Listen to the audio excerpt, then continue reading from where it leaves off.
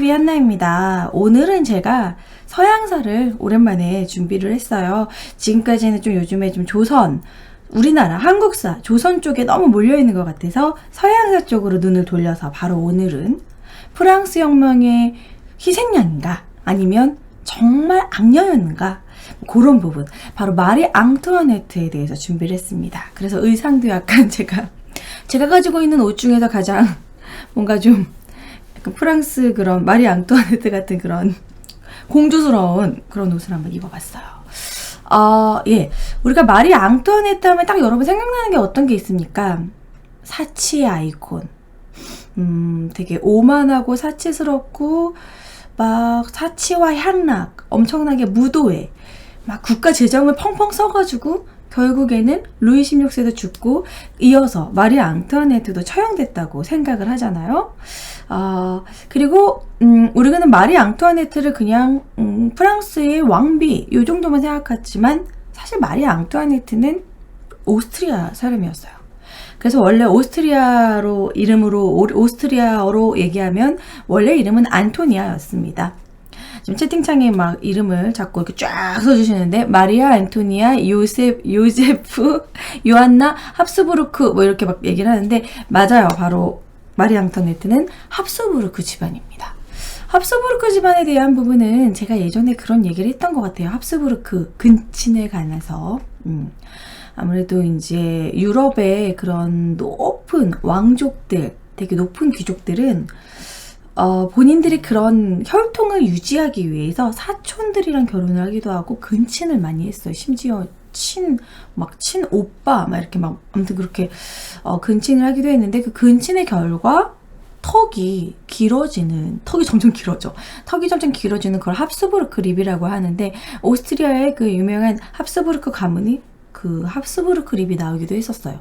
제가 그거를 예전에 에르체베트 좀 얘기할 때 에르체베트 피의 부인 아무튼 그 얘기를 할 때 그 합스부르크 립에 대해서 얘기를 했던 것 같아요. 근친으로 인해서 약간 기형적인 그런 게 나왔다는 거. 어쨌든 그 마리 앙투아네트도 약간 합스부르크 립이 살짝 나타나고요. 그래서 초상화를 그릴 때마다 그 부분을 되게 신경 썼다고 합니다. 자, 마리 앙투아네트는 워낙 너무나 많은 초상화가 있기 때문에 제가 알고 있는 초상화 중에서 저는 이것이 제일 여왕스럽게 예쁘게 나온 것 같아서 준비를 했는데요. 일단 정말 미인이죠. 그리고 턱이 약간 좀 이렇게 나왔다는 게 보일 거예요. 장미를 들고 있는 초상화가 특히 많습니다. 예. 하얗고 되게 좀 피부가 하얗고 머리칼도 되게 풍성했고 그리고 되게 날씬했대요. 그래서 팔다리도 길고 날씬했기 때문에 어떤 옷을 입어도 되게 품위 있고 예뻐 보였기 때문에 마리 앙투아네트가 그때 당시 패션을 거의 선도했다고. 그러니까 로코코 양식, 그때 당시 프랑스 이게 베르사유 궁전, 화려한 무도회장 그런 모든 프랑스의 그런 양식을 로코코 양식이라고 하는데 그 로코코 양식에 로코코의 여왕 뭐 이런 식으로 수식어가 붙죠. 바로 이 마리 앙투아네트. 과연 이 마리 앙투아네트는 우리가 지금까지 알고 있었던 사치와 향락 그리고 프랑스를 멸망하게 시킨 그런 정말 왕비였는지 저도 이제 준비를 하면서 많이 새로운 걸 많이 좀 알게 됐어요. 제가 마리 앙투아네트에 대해서 처음으로 이제 책을 읽었을 때는 제가 이 책을 예전에 그 피에 백작 부인 에르체베트 그때 이 책을 샀는데 여기서는 세계의 악녀 이야기 이 책에서는 마리 앙투아네트를 되게 음탕하고 막 약간 저질스러운 막 그런 레즈비언 그런 것 식으로 나오면서 악녀로 표현을 했어요. 그래서 저는 처음에는 약간 악녀스러운 정말 그렇게 생각을 했는데 바토리 백작 부인 그것 때문에 이걸 준비를 한 거였는데 근데 그 마리 앙투아네트가 예전에는 정말 이런 악녀 정말 프랑스의 멸망을 가져온 너무나 사치스러운 그런 여자로 이야기를 했었습니다. 근데 요즘에는 또 다른 시각으로 보고 있어요.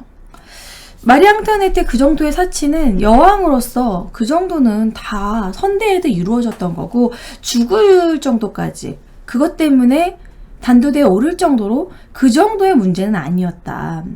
그리고 우리가 진짜 우리가 새로운 사실을 알게 됐는데, 마리 앙투아네트가 이런 얘기를 했다고, 이제 새로운 마리 앙투아네트의 사진을 보여드릴게요. 이런 이야기를 했다고 유명하죠. 막 프랑스 혁명 전에 시민들이 배고프다 굶주린 시민들이 우리에게 먹을 걸 달라, 우리에게 빵을 달라, 이 얘기를 했을 때, 빵이 없으면 케이크를 먹으면 되잖아요. 이런 얘기를 했다고. 그게 되게 유명한 일화잖아요. 영어로는 let them eat cake 이런 식으로 프랑스어로 불어로 얘기했겠지만 이거로 되게 유명하잖아요. 근데 중요한 건 빵이 없으면 케이크를 먹으면 되잖아요. 아니면 되게 여러 가지 패러디가 있죠. 빵이 없으면 고기를 먹으면 되잖아요. 이런 식으로 되게 많잖아요. 이 이야기를 마리 앙투아네트가 한 적이 없다라는 겁니다. 증거가 없대요. 이 말은 마리 앙투아네트를 좀 부정적인 평가를 하기 위해서 후대에 사람들이 만든 고약한 소문에 불과하다라는 거예요. 그렇다면 빵이 없으면 케이크를 먹으면 되잖아. 이 일화가 어디서 나왔냐면 바로 장자크 루소가 쓴 그 고백록이라는 그 책의 하나의 예화로 있었다라는 거예요. 그리고 장자크 루소가 쓴 그 고백록이라는 그 책은 언제 지어졌냐면 마리 앙투아네트가 9살 때 지어진 책이라는 거죠. 그러니까 이미 시기적으로 맞지도 않고 9살 때 나왔던 그 책의 예화를 그냥 본딴 거라는 거예요. 그리고 두 번째 다른 설도 있습니다. 마리 앙투아네트가 한 말이 아니라 그때 당시 마리 앙투아네트 신우격이었던 엘리자베스가 있었는데, 루이 16세의 누나죠. 엘리자베스가 한 말을 마리 앙투아네트 한 말처럼 사람들이 그렇게 악용시켰다, 이런 얘기가 있어요. 그리고 빵이 없으면 케이크 먹으면 되잖아요. 그 말조차 만약에 엘리자베스가 그 얘기를 한 게 그렇게 사람들이 먹을 게 없단 말이야. 그러면 그때 당시 프랑스의 그 케이크 종류 중에서 이제 그런 파이 같은 게 있어요. 케이크를 만들면 프랑스는 좀 딱딱한 케이크 있는데 그게 요즘에는 뭐라고 생각하면 되지? 피칸 파이 같은 거 있잖아요. 호두 파이. 그런 식으로 자기네들 파이를 만들면 파이의 껍데기 부분, 끝자락 부분을 되게 버렸대요. 딱딱해서 귀족들이. 그래서 우리가 먹지 않는 그 딱딱한 그 케이크의 끄트머리 부분, 그거라도 좀 시민들한테 백성들한테 좀 나눠주면 안 될까? 요런 얘기를 한 적이 있대요, 엘리자베스가. 그래서 그 부분에서 이렇게 백성들이 빵이 없어서 굶주리고 있는데 우리가 이렇게 딱딱하다고 버리는 그 부스러기 부분, 케이크의 가장자리 부스러기 부분, 그거라도 좀 먹이면 안 될까? 그 얘기를 한 것이 이렇게 또 마리 앙투아네트가 빵이 없으면 케이크 먹으면 되잖아요. 그렇게 됐다는 그런 이야기가 있어요. 자, 아무튼 마리 앙투아네트의 이런 사진은, 이 사진을 제가 보여드리려고 했던 게 이 헤어스타일이 있잖아요. 머리를 이렇게 높게 업 스타일로 이렇게 묶는 거. 요것도 마리 앙투아네트가 유행시킨 헤어라고 합니다. 이 의상에서. 이 위에 머리 헤어스타일 보시면 아무튼 유행의 선두주자였다라는 거죠. 그리고 이제 마리 앙투아네트가 욕을 먹기 시작한 게 바로 이제 이거는 이제 후대에 만들어진 루머고, 앞으로 우리는 이제 빵이 없으면 케이크를 먹으면 되잖아요. 이게 마리 앙투아네트가 진짜 실제로는 한 얘기가 아니라는 거를 여러분들이 좀 억울하잖아요. 좀 알아주셨으면 좋겠고, 그리고 마리 앙투아네트 일화 중에서 되게 억울하게 마리 앙투아네트가 최고로 욕을 많이 먹은 사건이 바로 목걸이 사건입니다. 이게 이제 실제 그 다이아몬드 목걸이랑 가장 비슷하게 만든 목걸이라고 하는 이제 실제 목걸이는 아니고요. 그 목걸이는 다 해체됐어요. 사람들이 다 팔고 다이아를 팔고 지금 남아있지 않은데 고증을 통해서 요렇게 생겼다고 합니다.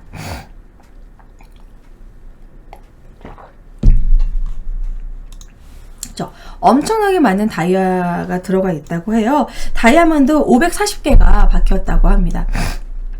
이 다이아 목걸이 사건이 도대체 뭐냐면 그때 당시에 라모트라고 하는 그 백작 부인이 뭔가 마리 앙투아네트의 그런 여왕에 관심을 갖기 위해서 되게 비싼 이렇게 진짜 엄청나게 다이아를 제작한 이런 목걸이를 만들어서 이걸 여왕한테 선물해야겠다, 이런 식으로 하면서 이것을 이렇게 비싼 목걸이를 만들려면 그때 당시에 증인이 필요했대요. 그때 당시에 가톨릭 주교였던 로왕 추기경한테 설득을 해가지고 이거를 증인을 서줘라, 이 다이아를 만드는. 그래서 실제로 그 추기경이 이거를 이제 증인을 서줬고 엄청나게 비싼 이 다이아 목걸이를 제작을 하게 돼요. 근데 이걸 다 제작하고 나서 그 라모트 부인이 중간에 이걸 가로챈 거야. 그러니까 이제 이 다이아 목걸이를 만들었던 상인들은 이 비용을 청구를 할 사람이 없으니까 이제 결국엔 마리 앙투아네트 찾아온 거지. 목걸이에 대한 비용을 달라. 근데 여왕은 무슨 소리야? 나는 목걸이를 만든 적이 없는데, 나는 금시초문인데, 이렇게 돼버리고 사람들은 여왕이 목걸이를 제작하고 나서 빼돌리고 상인한테 비용을 주지 않는다 이러면서 목걸이를 훔친 여왕, 지금 이렇게 프랑스가 힘들고 세금이 모자라고 그런 상황인데 이런 호화로운 목걸이를 제작하다니 이러면서 엄청나게 욕을 먹게 돼요. 그렇지만 결국에는 라모트 백작 부인은 잡히게 됐고 이 모든 전모가 그 백작 부인이 그렇게 가로챈 것이고 여왕은 관련이 없음을 밝혀졌어요, 결국. 그런데도 불구하고 이 목걸이 사건 때문에 완전 마리 앙투아네트의 그런 막 소문, 각종 잡다한 소문, 그리고 이미 위신은 땅에 떨어지게 돼버린 거죠. 그래서 이 사건 때문에 어떻게 보면은 이 목걸이 사건 때문에 결국에는 단두대까지 가지 않았나, 이런 얘기가 있을 정도로 그리고 실제 이 목걸이는 라모트 백작 부인이 빼돌렸고 해외 다른 나라에서 이미 이 다이아들을 다 빼가지고 이미 다 팔았다고 합니다. 공중분해됐죠. 그래서 지금 이 목걸이는 남아있지 않아요. 아무튼 왕비의 체면이 땅에 떨어지게 된 하나의 사건이라고 할 수 있습니다. 근데 실제로 마리 앙투아네트가 어느 정도로 사치를 부렸을까? 드레스가 1년에 300벌이나 있었고 한 번 입은 드레스는 다시 입지 않았다, 이런 얘기가 있는데 300벌까지는 좀 오바고, 실제로는 드레스를 90벌 정도 가지고 있었대요.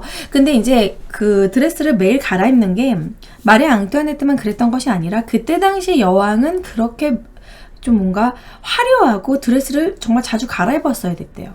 왜냐면 프랑스가 또 우리나라 조선시대에도 모든 거를 좀 사람들도 공개하는 게 있잖아요. 첫날 밤도 이렇게 막 그 상궁들이 있는 데서 이렇게 치룰 정도로 약간 프랑스도 그런 게 있었고, 근데 프랑스는 심지어 이 궁전을 오픈했대요.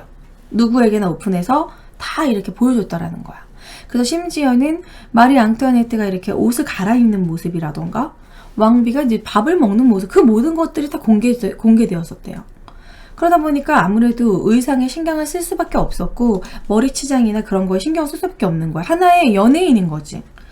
이게 실제 베르사유 궁전의 거울의 방입니다. 정말 럭셔리하죠. 로코코 양식의 진수를 보여주는, 화려하죠. 자, 그리고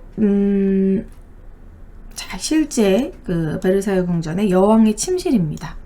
자, 럭셔리함의 극치를 보여주죠.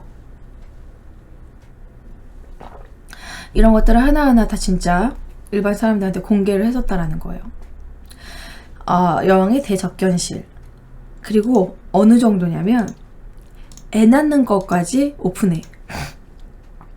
애 낳는 것까지 보여주는데 어느 정도냐면 마리 앙투아네트가 첫째를 이제 가지게 됩니다. 아이를 가지는 그 부분도 좀 얘기를 해드릴게요. 실제로 로이 16세가 결혼하고 나서 7년 동안을 마리 앙투아네트를 그냥 처녀로 내비뒀대.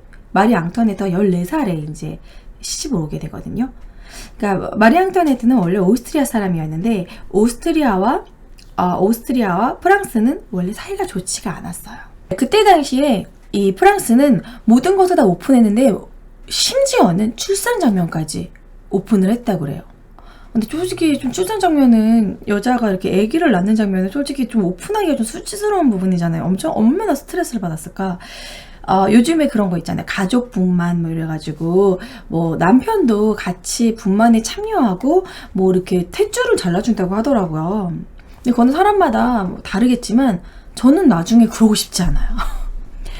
아니, 나는 결혼을 하지만 나는 그래도 남편한테 여잔데 나의 그 중요 부위에서 이제 아이가 나오는 그 장면이 물론 그 생명의 신비 막 되게 감동적인 장면이지만 되게 잔인하잖아. 피가 막 나오고 막. 그래서 그거를 다 이렇게 나의 모든 걸 다 남편한테 보여주고 싶진 않아 나는. 그래서 그게 실제로 그 남편들이 그거를 보고 좋아하는 분도 있지만 충격으로 남아가지고 트라우마로 남아서 너무나 잔인했다. 그러니까 원래 남자들은 피 같은 거 좀 되게 무서워하잖아. 여자들은 피를 한 달에 한 번씩 보잖아요. 그래서 여자들은 피 보고 이런 부분에 대해서 그냥 피네? 뭐 이렇게 느낀대. 근데 남자들은 너무 무서운 거야.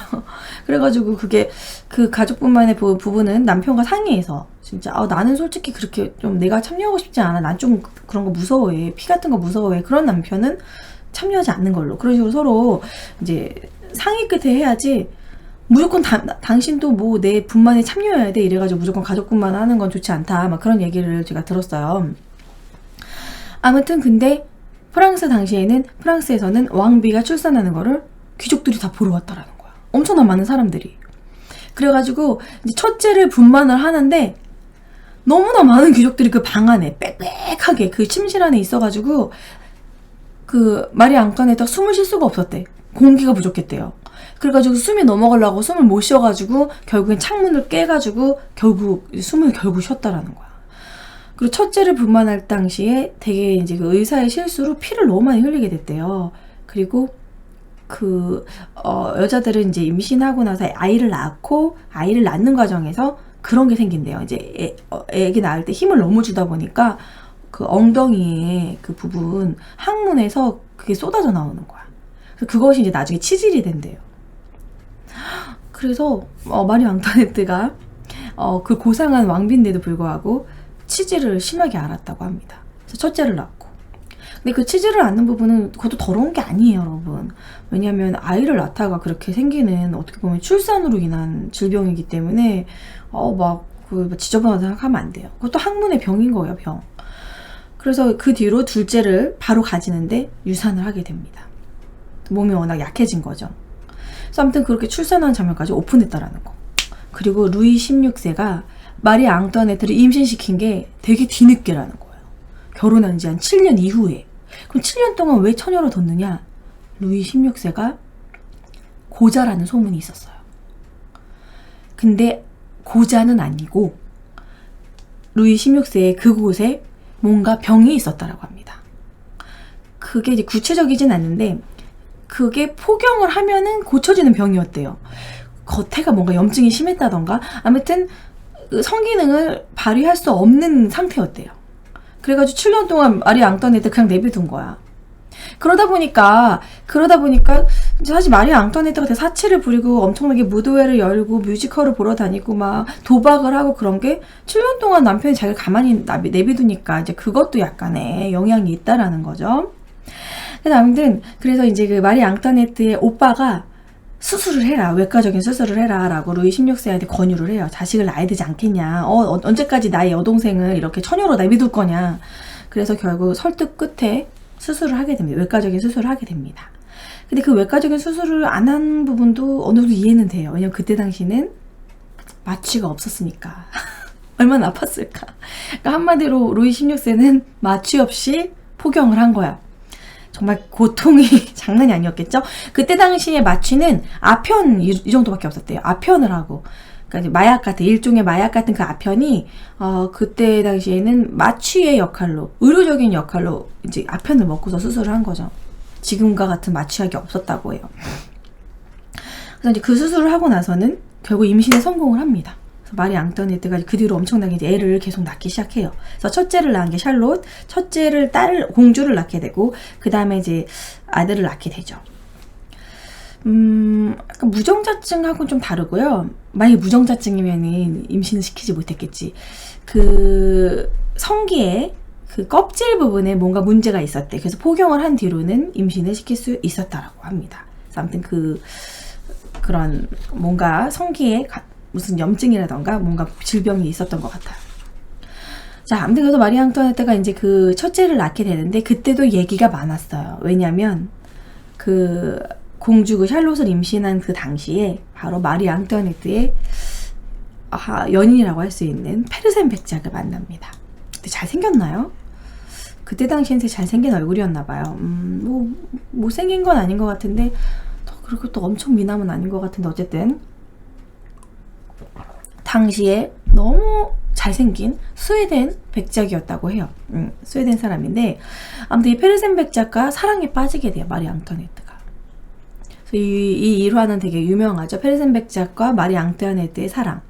그래서 이게 어디에 나오냐면은 베르사유의 장미에도 페르센 백작이 나와요. 그래서 마리 앙투아네트 되게 멋있게 나와. 그래서 막 이렇게 마리 앙투아네트를 막 나중에 탈출시키려고 하고 멋있는 백작으로 나오는데 저도 베르사유의 장미를 너무 재밌게 봤기 때문에 이런 마리 앙투아네트에 대해서 저도 이때부터 되게 좋은 왕비인데 그렇게 약간 소문이 안 좋게 난 게 아닌가 그렇게 생각을 했는데 정말 준비하다 보니까 오해가 많더라고요. 자, 어쨌든 페르센 백작이 임신한 당시에 페르센 백작과 사랑에 빠졌기 때문에 사람들이 이 첫째 그 딸에 대해서 루이 16세의 딸이 아니다. 페르센 백작의 아이다. 이런 식의 또 루머가 돌았다고 해요. 그러니까 이때 당시 프랑스 국민들이 마리 앙투아네트를 정말 되게 싫어했던 거지. 그러니까 우리나라가 이렇게 생각하시면 편해요. 우리나라가 임진왜란 이후에 우리나라의 왕이 조선시대 왕이 일본 공주랑 결혼한 거야. 그런 거랑 비슷한 거야. 얼마나 싫겠어 우리가. 저 일본 때문에 우리가 임진왜란에 이렇게 막 당했는데 어떻게 일본 사람과 결혼할 수가 있어? 이런 생각을 하게 된 거지. 그래서 그때 당시에 마리 앙투아네트를 오트리시엔이라고 불렀다고 해요. 오트리시엔이 오스트리아 여자란 뜻인데 오트리시엔 이런 식으로 뒤에를 길게 발음하면은 프랑스어로 타조 암케란 뜻이래요. 약간 좀 불어로 타조 암케? 막 이런 식으로 막 되게 좀 비하하는 뜻이었다는 거예요. 한나라의 여왕을 타조 암케로 막 타조 같은 암케 그러니까 좀 이렇게 비하하는 식으로 표현했다라는 게 얼마나 마리 앙투아네트를 사람들이 싫어했고 그런 루머를 이제 막 양상했는지 우리가 알 수 있는 부분이죠. 그리고 그때 당시 루이 16세랑 결혼하려고 하고 줄 섰던 좀 어떻게 왕비가 되려고 줄 섰던 많은 귀족들의 딸들이 있었을 거 아니야. 그럼 그 귀족들은 자기 딸들이 왕비가 안 된 것에 대해서 불만을 가지고 있었겠지. 그 모든 불만을 마리 앙투아네트에 다 푼 거예요.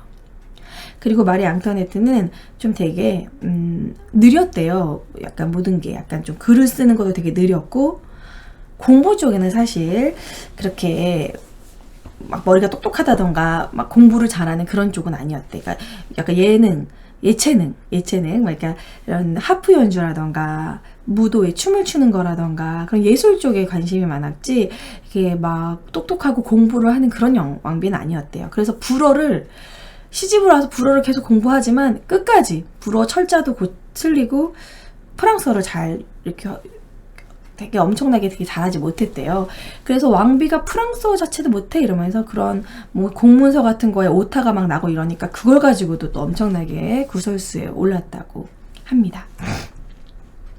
뭐 베르사유 장미에서 나오는 이제 마리 앙투아네트는 이런 식으로 나오죠. 내 얼굴을 가렸네. 이렇게 나처럼 표현하고 싶었던 그 베르사유 장미에서는 그 되게 마리 앙투아네트가 좋게 예쁘고 거의 이제 진짜 막 희생양 이런 식으로 표현이 되죠. 진짜 어렸을 때 재밌게 봤는데 노래 있지 않나? 장미는 화사하게 피고 장미는 순결하게 지내 막 그 노래 생각이 나는데 오스칼 그쵸? 그 만화 속에서 페르센은 이렇게 멋있는 사람입니다. 실제 인물과 비교를 해볼까? 페르센 백작. 이분이에요. 미화가 심하게 됐네요. 만화 속 페르센 백작은 잘생긴 것 같아요. 이 그림체 너무 오랜만에 본다. 오스칼 막 나왔던. 근데 오스칼은 실존 인물은 아니죠, 여러분? 오스칼은 실존 인물은 아니고 페르센은 실존 인물이 맞습니다. 오스칼은 실제 인물이 아니에요. 말이 안 되지. 그 만화 속 인물이죠. 왜냐면 여잔데 남장을 하고 막 근위대장이 됐다는 그런 이야기는 없어요. 그래서 오스칼은 멋지지만 실제 인물은 아닙니다. 오스칼과 뭐 앙드레의 사랑, 베르사유 장미에서 최고죠. 그럼 이제 마리 앙뚜아네트 이야기를 좀 더 얘기를 해보자면, 그리고 또 억울한 부분을 얘기해보자면요. 트리아농이라고 그래가지고 마리아 앙뚜아네트의 별장이 있습니다. 트리아농 별장. 트리아농이 뭐 그랑 트리아농, 뿌띠 트리아농이 있는데, 이 트리아농은 예로부터 왕비들에게 이게 선물을 해줬던 하나의 별장이에요. 왕이 루이 16세가 마리 앙뚜아네트에게 선물해준 별장입니다. 그래서 여기서는 이제 왕비의 그런 걸 벗어놓고 편하게 지냈다고 해요. 왜냐면 베르사유 궁전에서는 모든 게 다 오픈되고 보여주고, 심지어 옷 갈아입는 모습까지 보여주고 출산 장면까지 보여줄 정도인데 얼마나 숨막혔겠어요. 그리고 자기의 모두 조금이라도 트집 잡으려고 하는 사람들이 많았으니까 이제 편하게 쉬지를 못했잖아. 그래서 주로 이제 마리 앙뚜아네트는 이 트리아논 별장에서 많이 보냈다고 하는데, 이 트리아논 별장도 이렇게 인테리어를 좀 바꾸는데 사람들이 사치스럽다, 트리아논 별장이 하나의 사치의 아이콘이라고 생각을 했어요. 근데 실제로 트리아논의 응접실이라던가 왕비의 침실을 보면은 그렇게까지 베르사유 궁전만큼 사치스럽지는 않습니다. 이게 실제 트리아논 응접실 지금 이렇게 꾸며놓은 상태인데, 지금도 프랑스에 가면은 오픈되어 있기 때문에 볼 수가 있대요. 트리아논에 우리가 새로운 점을 볼 수 있는 게, 트리아논 옆에 마리 앙뚜아네트는 촌락을 이렇게 꾸며놨대요. 그래서 농사 짓고 소 젖 짜고 뭐 우유를 뭐 치즈를 만들고 그런 것들을 실제로 했다고 해요. 그래서 그 실제 왕비의 촌락을 보여드리면 정말 이런 촌락 마을, 동화 같은, 이게 왠지 막 그 신데렐라 막 그런, 신데렐라에서 막 이렇게 청소할 것만 같은 그런 동화 같은 모습이 있어요. 이게 바로 왕비의 촌락이라고 하는 트리아논 별장 근처에 여기 마리 앙뚜아네트가 만들어 놓은 촌락입니다. 실제로 12개의 가옥이 있었고요. 거기에 이제 사람들이 이주해서 살기도 하고, 그 촌락은 이제 마리 앙뚜아네트의 몇 개의 집은 마리 앙뚜아네트가 거주했던 집이었던 거예요. 그러니까 하나의 그러니까 이런 소소한 또 이제 별장을 만들었다는 거지. 그래서 여기서 거주하기를 되게 좋아했고, 말년에는 여기서 이제 아이들과 놀고 실제 농사를 짓기도 하고 되게 소박했다라는 거죠. 그래서 우리가 알고 있었던 되게 사치스럽고 화려하고 돈을 엄청나게 펑펑 썼던 마리 앙뚜아네트의 모습과는 다소 다르다라는 거야. 그리고 여기서 이제 생활을 할 때는 의상도 되게 소박하게 입었대요. 그것이 이제 마리 앙뚜아네트가 유행시켰던 무슬림 드레스인데 바로 이런 겁니다. 요즘 여자들이 입는 그런 옷 같죠? 잠시만요. 자, 이 무슬림 드레스를 보시면 약간 요즘에도 입는 옷 같아요. 이렇게 레이스가 있으면서 롱드레스, 약간 화려한, 되게 엄청나게 화려한 그런 궁중 드레스랑은 좀 다르죠. 약간 하얀색의 린넨에다가 이렇게 좀 호박하게 입었단 말이에요. 그래서 이런 초상화를 남겼는데 이걸 가지고도 사람들이 엄청 욕을 했어. 아니 어디 왕비가 청박하게 이런 옷을 입어? 그래서 이때는 이거야. 마리 앙뚜아네트가 옷을 또 화려하게 입으면 사치스럽다고 적자 부인이라고 욕하고, 또 소박하게 이렇게 입으면은 천박하게 입었다고 욕하고, 뭐 어쩌라는 거야. 뭐만 해도 욕해 그냥. 그런 분위기였다라는 거야. 얼마나 마리 앙뚜아네트가 진짜 사는 게 힘들었을까 이런 생각을 하게 됩니다. 저는 이 옷이 더 이쁜 것 같아요. 약간 요즘 느낌? 이런 되게 요즘에 입어도 될 것 같은 그런 느낌? 똑같이 만들어도 왠지 입고 싶은. 근데 이렇게 딱 중간중간 이렇게 화려하게 이렇게 좀 레이스가 있고 중간중간 이렇게 있는 거. 요거 요런 스타일 요즘 여자들이 이렇게 요즘에도 유행하는 스타일이죠. 이런 무슬림 드레스라고 그래가지고 좀 편하게 입는 그런 무슬림 드레스 실제 유행을 시켰다고 해요. 그래서 이 트리아논 옆에 있는 그 왕비의 촌락에서 그렇게 소박하게 지냈고, 그리고 아까 보여드렸던 그 여왕의 촌락을 다시 보여드릴게요. 여기서 이제 소박하게 지냈고, 그리고 마리 앙뚜아네트는 그때 당시 이제 백성들이 너무 배고프다, 먹을 게 없다 이러니까 감자를 사람들이 먹을 수 있게. 그러니까 이때 당시 감자가요, 원래 감자는 저기 페루 잉카 문명 뭐 그쪽에서 이제 온 것인데, 감자가 지금은 동그랗게 생겼지만 그때 당시 감자는 계량이 덜 된 감자라서 좀 되게 흉측하게 생겼었대요. 그러니까 마치 손이 이렇게 오그라든, 이렇게 손 모양처럼 생겼었대요. 이렇게 손 모양인데 감자는 동글동글하잖아.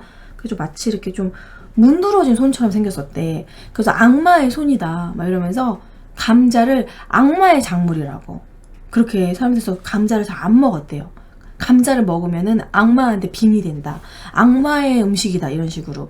그리고 감자가 햇빛에 닿으면 여러분 아시겠지만 파랗게 되면서 솔라닌이라는 실제 독이 생기잖아요.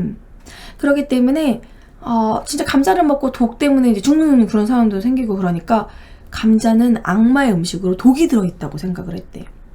하지만 햇빛만 노출하지 않으면 감자는 진짜 여러 가지 막 스프부터 감자로 만들 수 있는 요리가 되게 무궁무진하거든요. 그래서 사람들이 막 악마의 음식이라고 자꾸 안 먹으니까 마리 앙투아네트는 그 감자를 사람들이 먹게 하고 감자에 대한 인식을 바꾸게 하기 위해서 이 감자꽃이거든요. 이 감자꽃을 머리에 꽂고 다니기도 했대. 그래서 감자는 악마의 음식이 아니다 하면서 감자꽃을 꽂고 그렇게 감자를 막 이렇게 사람들한테 어필하고 감자의 뭐 이런 대표적인 그런 거 있잖아요. 감자를 이렇게 막 사람들한테 유포시켰던 감자 사절단? 원래 그런 거 미스 감자 뭐 이런 거 있잖아요. 그런 식으로 정말 이 감자꽃을 직접 이제 사람들한테 나눠주기도 하고 감자꽃을 머리에 꽂고 다니기도 하고 감자를 먹게 이렇게 어필했다고 해요. 그런 식으로 이제 가난한 백성들한테 뭔가 좀 먹일 게 없을까 이런 고민도 했고 그리고 국가 재정을 그렇게 낭비하지도 않았대요. 실제로는 10분의 1밖에 쓰지 않았대. 그럼 도대체 그때 당시 프랑스 왕실은 왜 그렇게 돈이 없었고 재정이 바닥났을까? 도대체 얼마나 사치스러웠길래? 루이 16세는 심지어 사치스럽지도 않고 사냥을 좋아하고 자물쇠에 집착해서 자물쇠 모으는 걸 좋아하는 특이한 루이 16세도 그렇게 사치스럽지 않았대요. 그럼 왜 프랑스는 왜 재정이 바닥났을까? 이미 선대부터 너무 사치를 부린 거야. 사실 사치를 누가 많이 부렸냐면 그 듀바리 부인이라고 그래가지고 그 루이 16세 그 전 왕의 애첩이라고 해야 되나? 아니 전 왕이 되게 나이가 많은 50대에 그 듀바리 부인을 만나가지고 그 왕비한테 엄청나게 또 돈을 많이 썼대. 그래서 이미 선대에 사치를 많이 부렸던 것인 거죠. 그렇게 된 것인데 그 모든 그것을 마리 앙투아네트가 부린 사치처럼 그렇게 돼버렸다는 거. 그 부분은 좀 억울한 부분이라는 거죠. 그리고 그때 당시 프랑스가 미국 독립전쟁에 재정을 좀 지원을 했어요. 그것으로 인해서 이제 국고가 파산이 된 것이. 그래서 그 모든 것이 마리 앙투아네트 때문은 아니다. 억울하다는 부분이죠. 근데 아무튼 마리 앙투아네트는 뭐 루이 16세가 고자고 실제로 뭐 롬벨 공주, 되게 베스트 프렌드도 롬벨 공주가 있었는데 롬벨 공주, 요란 공작 부인 같이 놀았던 그 여자들이랑 레즈비언이다 이런 소문이 있었어요. 레즈비언이다. 엄청나게 도박에 빠졌다. 근데 도박을 좋아했다는 거는 맞다고 합니다. 도박을 좋아했는데 전형적인 호구, 도박을 좋아했지만 항상 돈을 잃었다고 그래서 빚을 지기도 했다고 하더라고요. 그러니까 똑똑한 여자는 아니었어요. 되게 도박을 하면 맨날 잃어. 그냥 호구야, 호구. 예, 그리고 이어서 좀 더 얘기를 내가 준비한 얘기를 해보도록 할게요. 그러니까 어떻게 아무튼 마리 앙투아네트 입장에서는 정말 많이 억울했겠죠. 막 음탕한 여자다. 막 도박, 동성연애를 한다.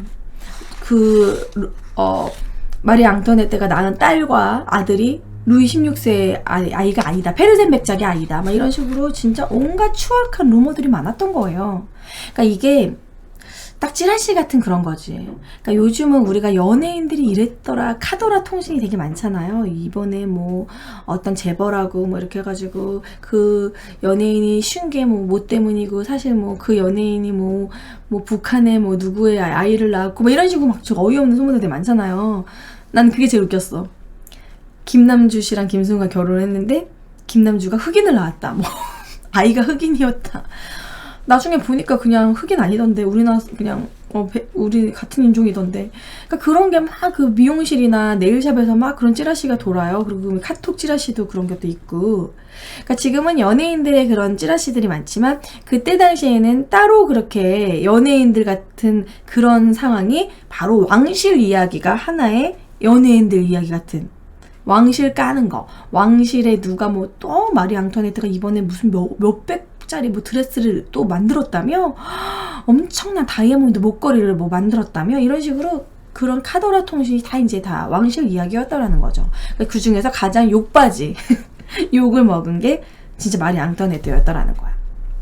그래서 그렇게 마리 앙투아네트가 단두대 오를 정도로 잘못하지는 않았다라는 거예요.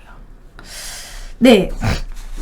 자, 아무튼 마리 앙투아네트가 이제 단두대에 처형하게 된 그 부분 얘기를 해보도록 할게요. 자, 루이 16세가 먼저 이제 단두대에 처형이 되죠. 자, 프랑스 혁명이 일어났고, 그 혁명에, 이제, 희생을 당하지 않을 수가 없는 상황이었습니다. 이때 루이 16세랑, 마리 앙투아네트가 같이 이제 도망을 가다가 결국엔 잡혀요. 그러고 나서 루이 16세는 바로 이게 처형이 되고, 머리를 이렇게 보여주죠. 사람들 막 환호하고, 목 댕강, 기요틴 안에서.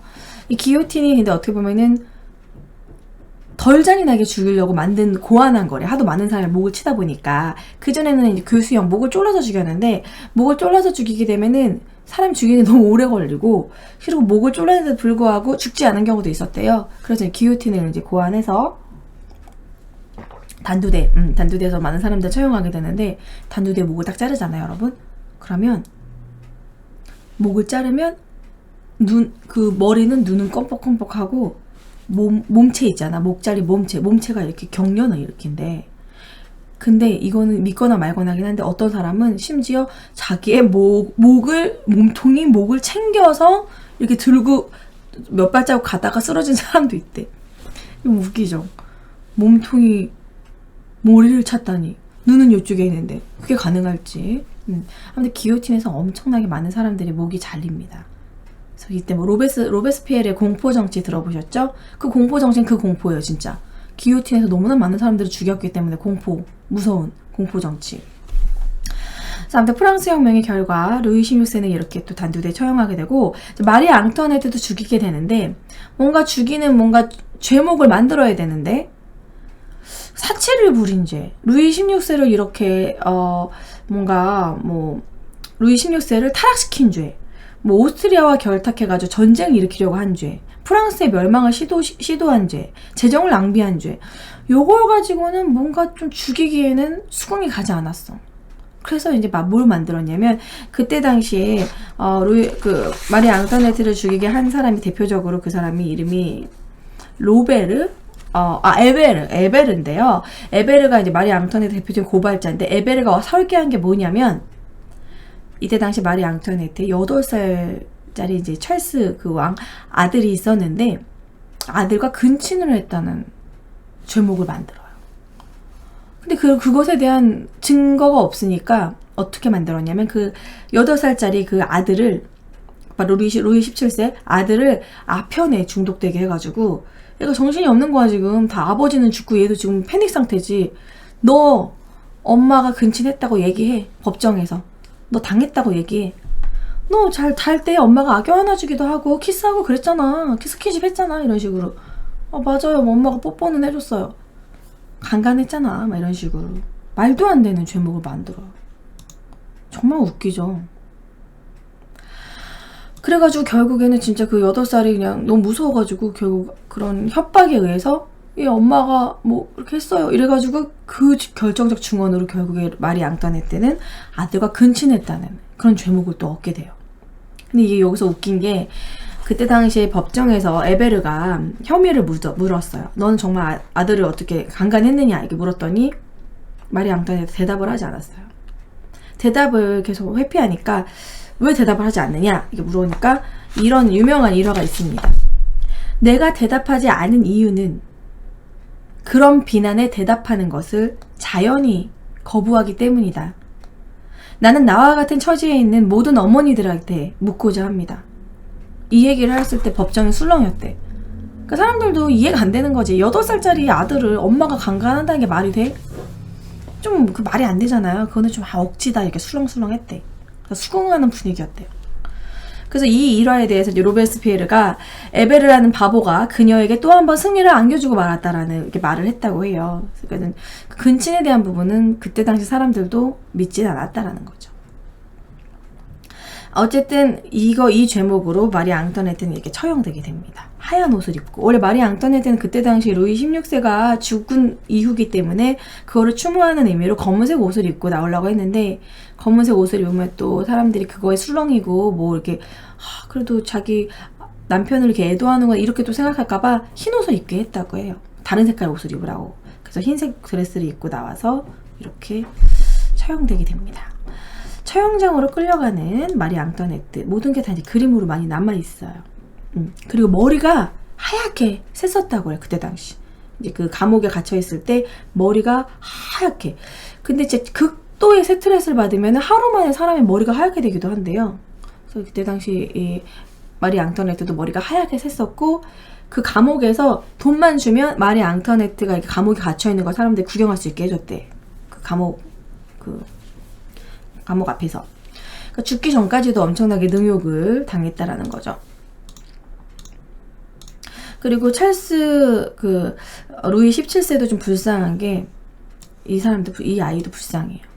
이제 8살에 엄마 아빠는 다 죽어버리고 이제 시몽이라는 구두 수선공한테 얘가 맡겨지게 되는데 엄청난 학대와 고문을 당하고 밥도 제대로 주지 않았대.